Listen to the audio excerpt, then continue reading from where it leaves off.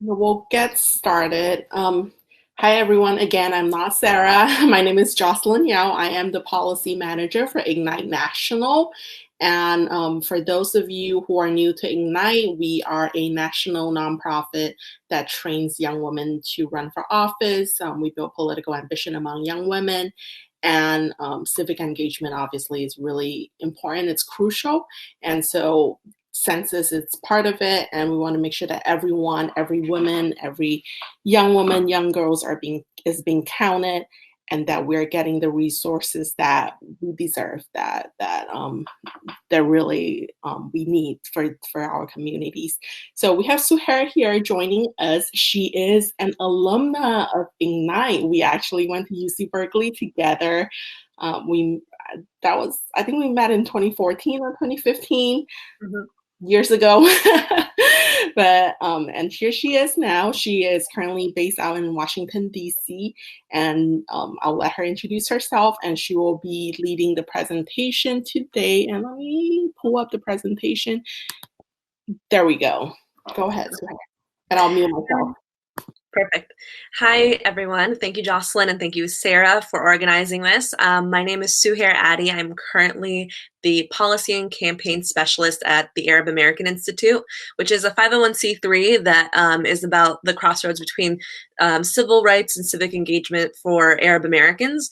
And I have been running the Yalla Count Me In campaign, which is our get out the count effort for Arab Americans across the country since 2019 when it first launched. So I, as Jocelyn noted, am a Ignite Northern California College Council member alumna from 2015 to 2018. And so I'm really grateful to be here. I'm president of my organization.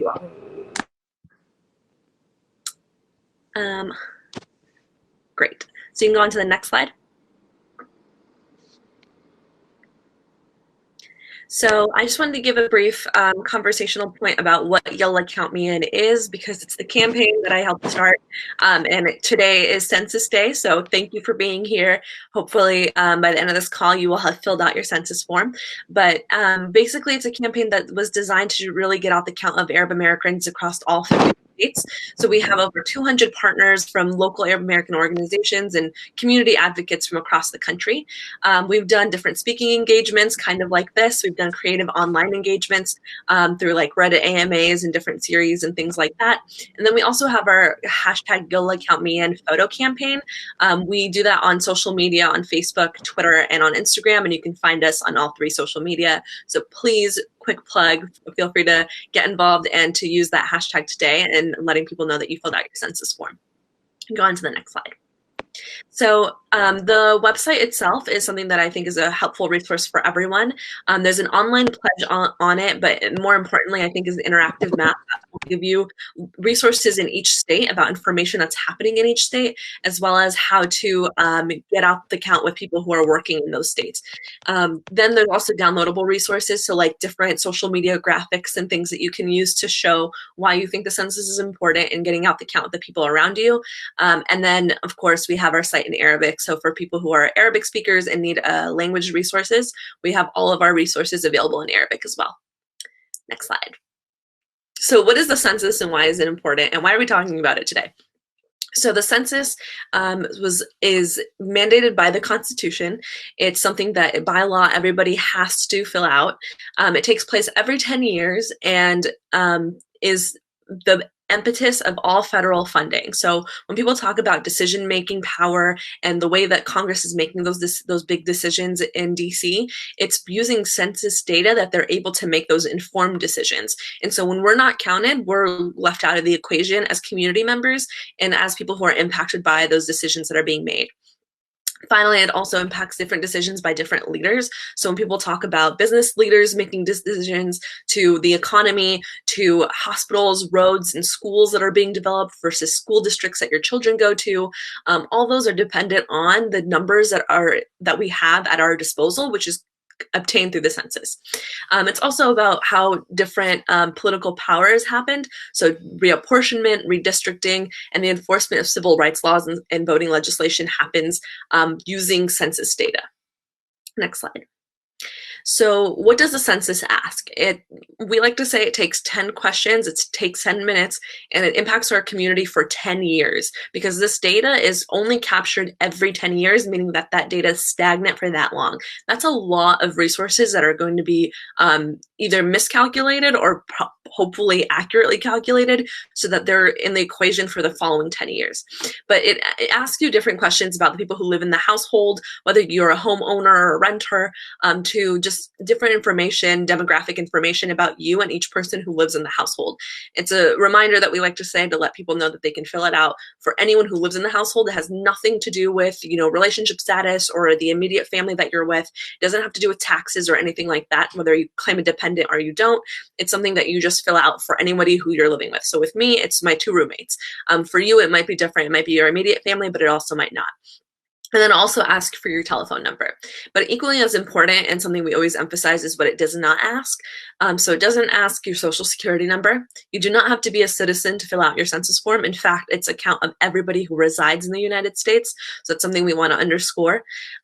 It's not including a religion. It doesn't ask about that. It doesn't ask about your political party. It doesn't ask your bank or credit card information.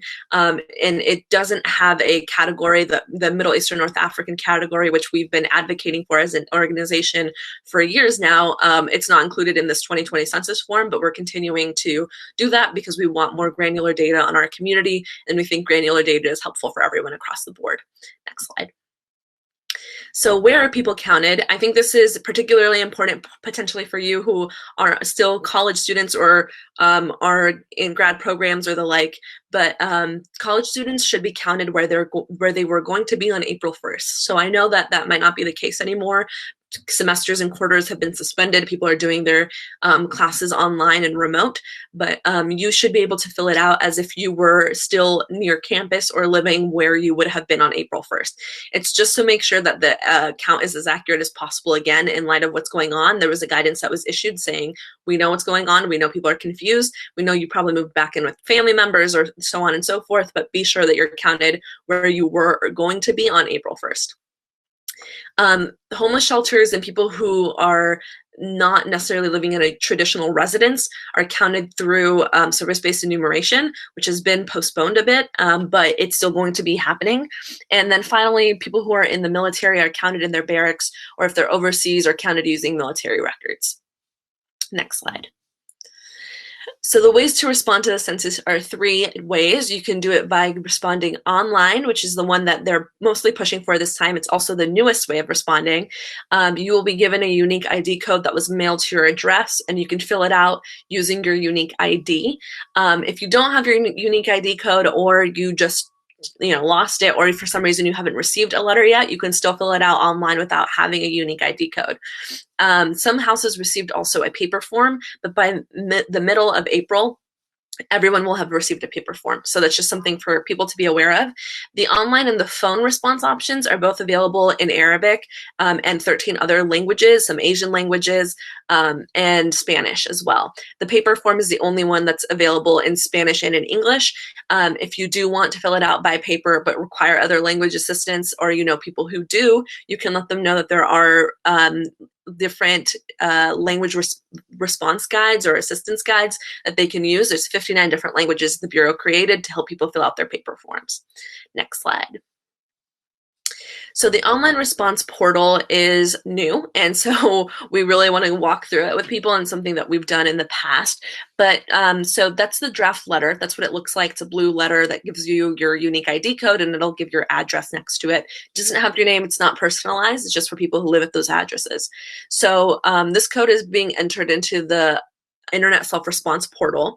You can then locate your code on that form, and then you can be sure to fill it out all in one sitting, because if you don't, and you take a break, or you leave it, or you don't use the portal for 15 minutes, it'll kick you out. So you would have to start over again. There's no saving and re-entering. You just have to do it all in one sitting. And then again, the online portal, as you can see, is available in 13 different languages. So you'll have to click at the top and then get through that that way. Next slide. So the online response portal, like I said, you'd click the different languages that's available in 13 languages, and then you'd click Start.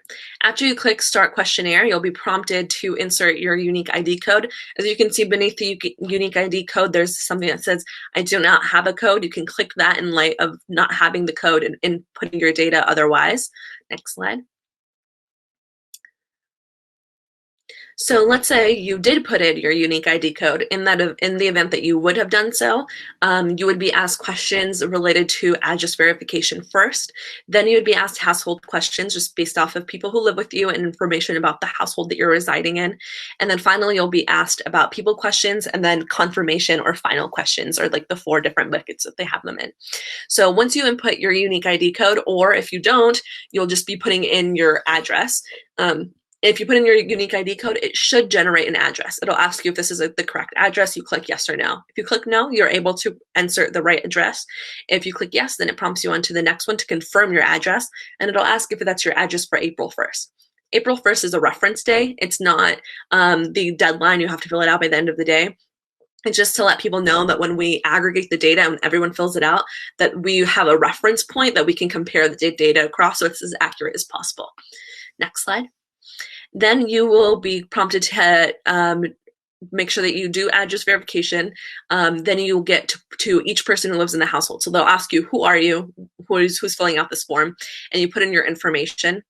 You'll need to complete the people questions for each person that lives in your household. So it'll be, grandchildren, children, if you're living with aunts or uncles, or however your living situation is. You make sure that you're counting every single person, regardless of age, regardless of whether or not they're immediate family or blood family, or so on and so forth.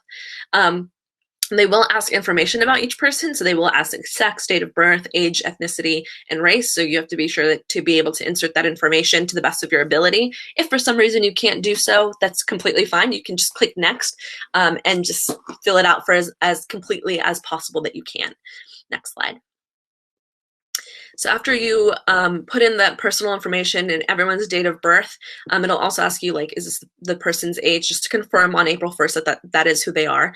And then you will go and you'll do the Hispanic origin question. Basically, you can, as the slide shows, you can click as many of the boxes as you'd like to give the most granular data as possible to the Census Bureau. So you can click more than one if your ethnicity requires you to do so. If you do not need to do that, then you just click whichever one you'd like.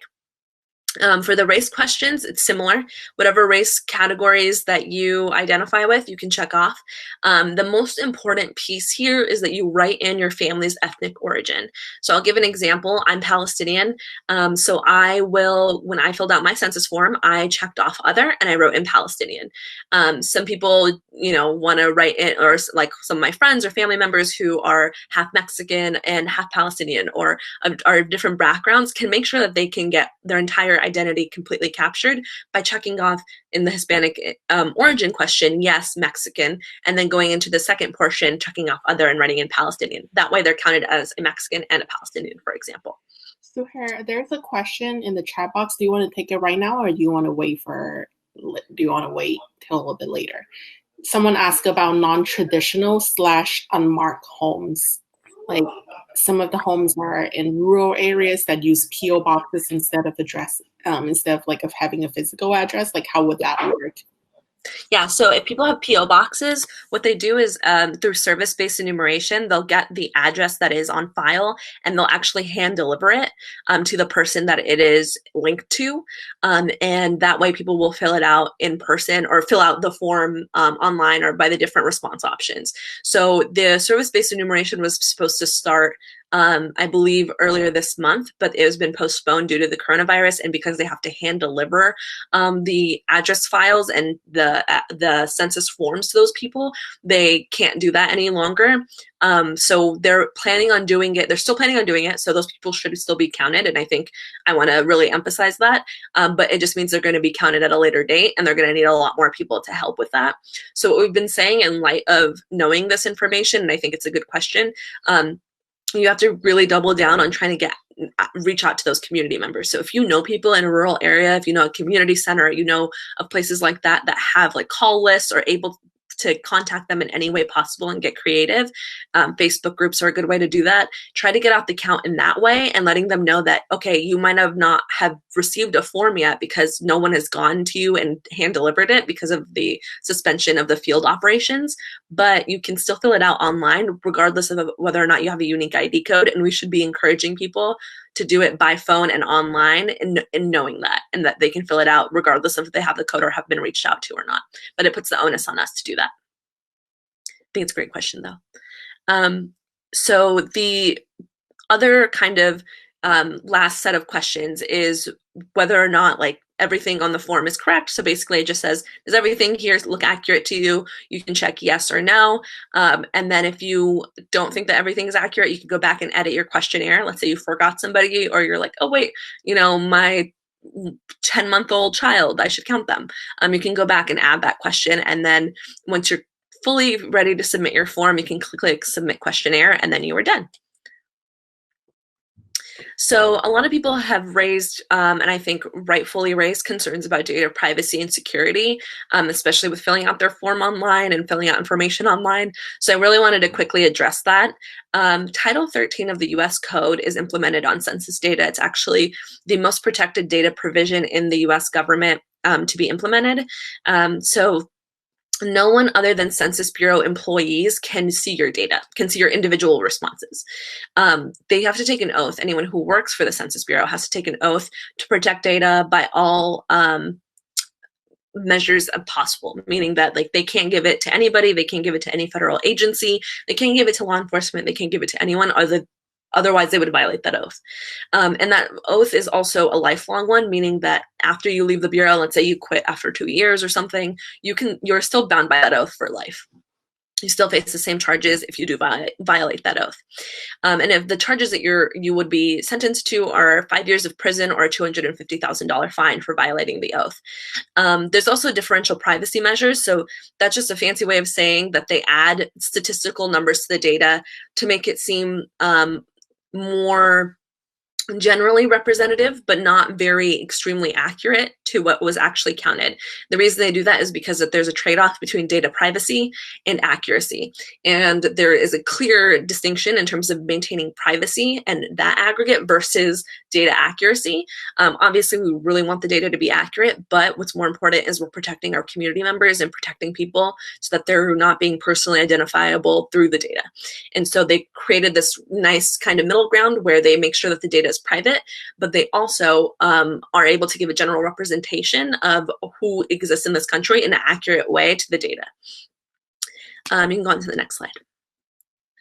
So we have created different fact sheets and materials online that you all can use as a resource to talk about these things. So when it comes to security and data privacy, like I just shared, there's a lot of people who are rightfully concerned about that again, and it's something that we should really hone in on and try to share as widely as possible, because it's an accurate concern, it's a fair concern, and it's something that we can't just say like, oh, don't worry about it, it's not a big deal. Like, no, people should feel concerned about their privacy and should maintain their privacy. And so we need to make them aware of the different laws in place that protect that privacy. Or if it's issues related to race and ethnicity, and we know how really hard it is for us to get accurate data based off of a really old policy that instates how race and ethnicity is categorized in the United States, making it impossible for communities like Arab Americans to be fully and accurately counted. So it's about understanding these issues and the history that goes behind them, and also advocating for changes in the future, as well as just getting people to know, like, what can we do today? We know that it's really hard. We know that we're not getting accurately counted. So what can we do today and right now to make sure that we're being as counted as possible, or as accurately as possible? And the way that we do that is by telling people to write in where their families are from. But there's a lot of people who don't know that. And a lot of people will ask me, my friends included, will text me and say, like, I'm filling out my census and I don't know, should I put like I'm Arab, or should I put that I'm Egyptian, or what should I do? And I always tell them, like, write in that you're Egyptian if you feel comfortable doing so, because that way your Egyptian community will be able to count you, and then the larger Arab community will be able to count you, and you're not being erased in the current categories as they are. So that's just kind of a fun little tidbit about that. But the last point I wanted to talk about is relational organizing as a way to get out the count. relational organizing just basically means reaching out to people based off the networks that you currently have. So it includes everyone. A lot of times in traditional organizing, people who are, within like data lists and things like that are usually kept in, and relational organizing kind of goes beyond that. Recent studies have shown that a significant part of the population that's left out is the traditional voter file and consumer list. And so that means that most of those communities are communities like ours who are already hard to count, who are already politically disadvantaged or left out of the political system purposefully. And so it's our ability to make ourselves politically visible by using relational organizing tactics and using our networks that we have informally or formally. Next slide. So the way that we talk about relational organizing for the census is it comes to everyone's mailbox. Unlike voting, and in a positive way, unlike voting, I'd say, you get this sent to your mailbox. Everyone does. You don't have to, vote by mail. There's not a thing about that. You literally get your census form sent to your mailbox. It's always been this way. And so the benefit in that regard is that you just go to your mailbox and you check it every few days, every day, hopefully, and you see the mail that you have, and included in that is a census form or a letter inviting you to fill out your census form, right? And so you're able to capitalize on that opportunity by saying, hey, did you check your mail the other day? Did you get a letter from the Census Bureau yet? And then people will be like, yeah, I just totally disregarded it. Or yeah, what do I do about that? I don't really know. That gives you a unique opportunity in that moment to say, hey, you got a census letter, you should fill out that form. Or, hey, it's really important, actually. I really hope you filled out your census form if you've gotten it yet. And just trying to reemphasize that, I think, especially in the times where like your mom is FaceTiming you, you're FaceTiming all your friends, you're having all these conversations, people are checking in on each other. It's a great opportunity to use that to talk about the census and encouraging people to fill out their forms. So ways that you can use relational organizing online, which I think is extremely important. Again, reemphasizing that the census comes to you and using your regular networks to check in. Another way is to do phone banking. So we're currently setting up a online phone banking system for people to use for census phone banking. And it'll allow people to just call people and say, like, have you filled out your census form, and encourage them to do so. But you can currently do that using your own cell phone lists or your own telephone book lists, and just calling people in your network and just saying, hey, just wanted to check in on you. Also, did you hear about the census form? Did you fill it out yet? And allowing you to have those opportunities as well. We also have a census protection hotline. So a bunch of civil rights organizations, including the Arab American Institute, have hosted different census protection hotlines in different languages. So we have the Arabic and English ones. We provide census resources and answer any questions that people have related to the census. The hotline number is there. It's 833 Iduni, which is count me in Arabic. It's bilingual, which is why we did it in Arabic that way. But it's 833-333-6864. And we hope that you put that number out so that if people do have questions in your network and you're like, I don't know how to answer this, I'm not prepared to do so, that you can pass it on to us. And then lastly is social media. So you can use different social media tools at your disposal. You have Facebook, Twitter, Instagram, WhatsApp, different methods of communication. Using that at your disposal to get out the count is a really smart way of doing so. And you can also just link to the URL for the Census Bureau and telling them to fill it out there so that they know that that's the accurate one, and they can just go ahead and fill it out while they're texting you or talking to you in that way. We're currently housing a Twitter storm today, which is happening right now. So if you have any social media or are on Twitter and want to use the hashtag You'll Account Me In to get out the count with the people in your network, we'd be so grateful to have you. Next slide. So that's our final slide. That gives you the website URL that you all can use to get more of that information. And then also our Twitter and taking part in our Twitter storm, which is currently happening. We'd love to have you. And I think that's all that I'm sharing, but I would love for you all to ask any questions or to be able to help in any way that I can. Anyone has any questions for her? And Suhair, I know you need to go at 1:40. Do you want to stay to help us fill out our census form together online? Sure, happy to. Let's see. No, people are typing. We'll give it a minute or so. What's the census form website? Okay, actually, you know what? Let me, I almost forgot about it. So we are partnering with Speakable on action buttons. So they created this really cool action button that will lead us to the census website, and we can all take the census questionnaires, complete the form right now together if you haven't done so already. So this is the link. And in the meantime, Suhair, there is a question for you. What are some organizations for Arab folks to join to continue advocating for our own box?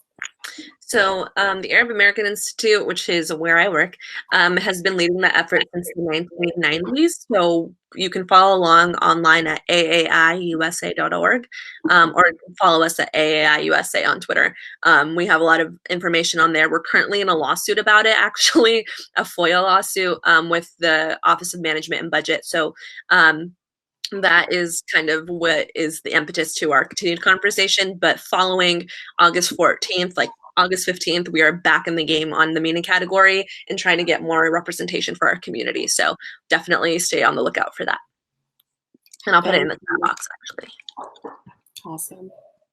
Are we all ready to fill out the census form together? Okay, so here you are. You start the questionnaire. And if you have the 12-digit census ID that was mailed to you, perfect. You can just put in your census ID. If you don't, that's what I'm gonna go through the more lengthy process. I'm just gonna pretend that I don't have mine. And I'm currently living in California, so that's a US state. Next. And this is my address. I'll put in.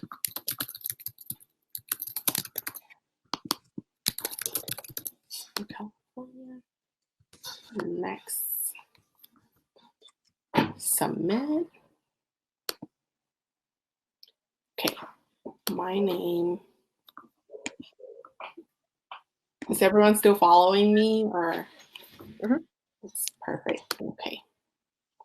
Okay, now we go into the household question. So when you fill it out, you fill out for everyone who lives with you, and we'll start. So how many people are staying at my house on April 1st, 2020? I'm just gonna say 2 for now. And again, I actually filled this out already, so I'm pretending like I haven't filled this out. So that's me, Jocelyn Yao.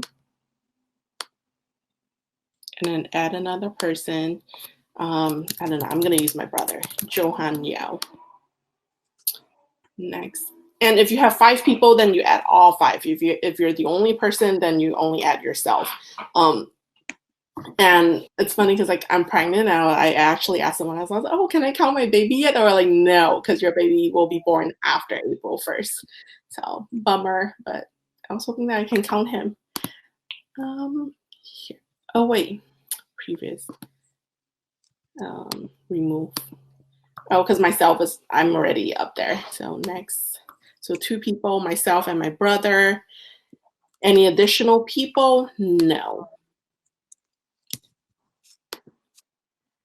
On April 1st, was the house apartment, or was it a house, apartment, mobile home? Yes, owned by you with a mortgage. Yep. Oh, I wish it's free and clear. Oh my goodness, that actually sounds so good. Next, okay. Of all the people who own, okay, Jocelyn Yao, next. Okay. So now we're gonna go into the individual questionnaire. So what is my sex? Female. I'm 25. Yes. Next. This is so no, and here's the interesting part. I am a mix of, let's see, Chinese, Vietnamese, and other Asian. So Malaysian, Thai. So for those who cannot find their box or don't identify with any of them, like you can put in others, like some other race, or in my case, I put in other Asian. And because both my parents are from like different parts of Asia, and so we're all mixed. It's a beautiful melting pot. But anyway, so I'm putting in all 4 of them next. And that's it for myself. And then now I have to start from my brother. So he is my brother or sister. He's a male. Next. Okay, yeah, looks about right. No. Is everyone filling out with no? Is everyone filling out their census form? No issue. And I cannot see the chat box, so but feel free to leave a comment or if you have any concerns or anything, and then hopefully Sarah or Sydney can help you with that. Other Asian, Malaysia. Next. And final questions. I'm here ready.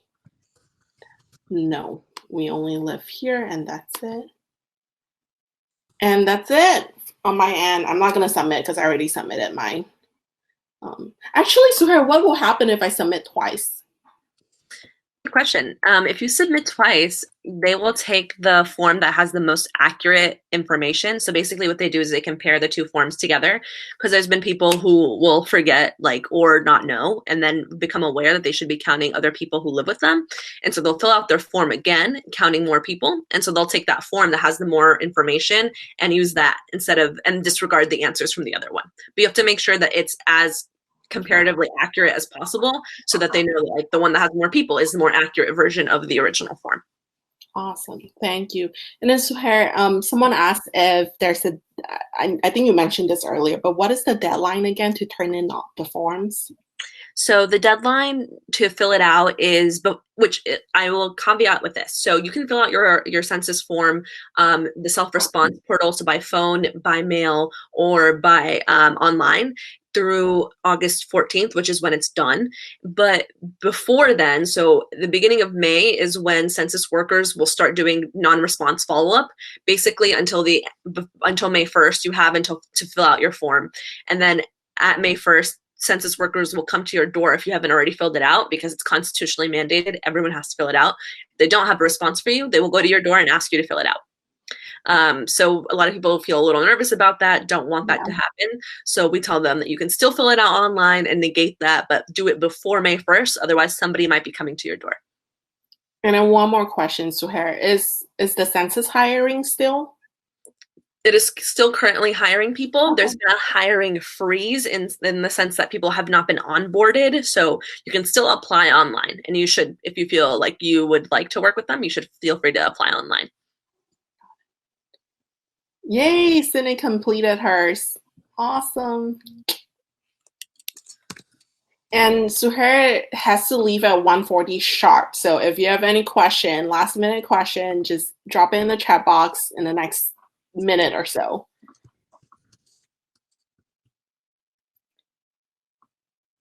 Great question, Carolyn. How can we use the action button to encourage people to complete the census? Absolutely. Share it on social media, share it on Facebook, Twitter.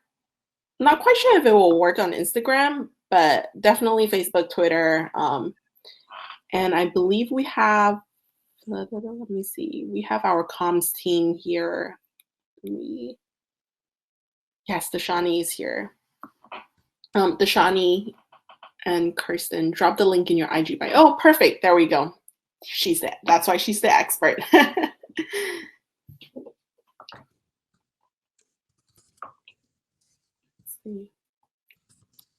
Any last minute question for Suhair?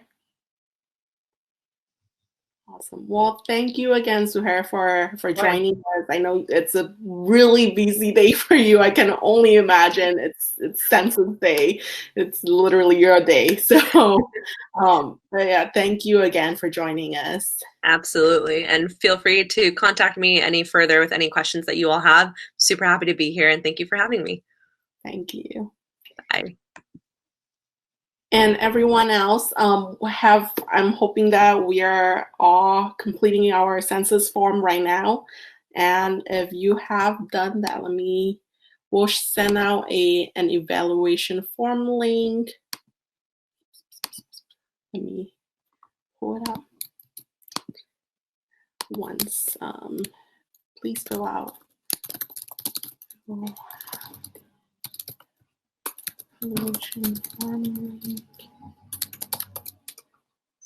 And yes, share it on social media. It's Census Day. Just urge your friends and family to complete their census form online. It's so much easier. I would rather just do it online than having people knock on my doors, but that's me. And again, thank you all so much. If you have any questions, feel free to reach out. And if you have completed your census form, please fill out the evaluation form link, which was posted in the group chat, in the chat box. So thank you again, everyone. And of course, yes, Kirsten, always ready to go. Here's something you can post, copy and paste and post to Twitter, Facebook, and LinkedIn. Get counted, take the census. So thank you again, everyone. And then if anyone has any question, I'll be here for the next 5 minutes in case if you're still filling out your form and you have any questions, you can just let me know. My name? Oh yeah, my name is Jocelyn Yao, not Sarah. Yes, and you can reach me at jocelyn@national.org. Yep. Yes, definitely fill out the form. I'll be around, so if you have any question, just let me know.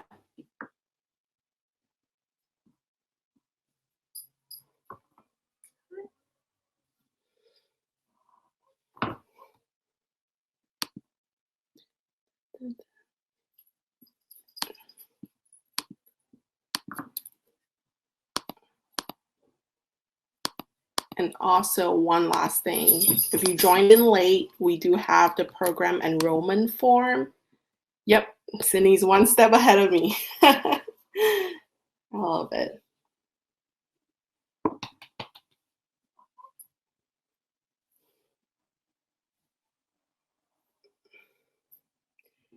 Yes, Kirsten, oh my goodness. What are some, and of course my cat joins in at the end. So we have some other webinars that are coming up. Oh my goodness, let's see. We have a lot coming up. On this upcoming Friday, we have Friday Feels for check-in, just to make sure that, just to see how everyone is doing.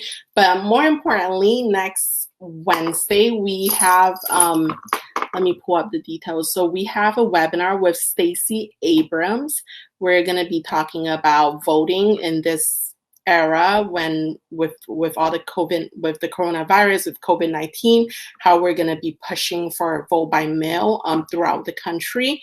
So you'll have, first we'll get to hear from Stacey Abrams herself, and then after that we'll do a little action. We'll have this, it's kind of like Ignite the Capitol, virtual Ignite the Capitol, if anyone has been following us on Instagram, where we'll be contacting our US senators and we'll be urging them to sign a bill into law that will allow vote by mail throughout the nation. So instead of voting in person, because while we're all practicing social distancing and quarantine at home, we probably won't, it's going to be hard to vote in person. So that's what we're pushing for. And that's it's on April 8th, Wednesday at 9 a.m. Pacific time. So at noon Eastern time.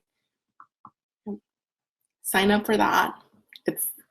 It'll be fun. I already know that. Yeah.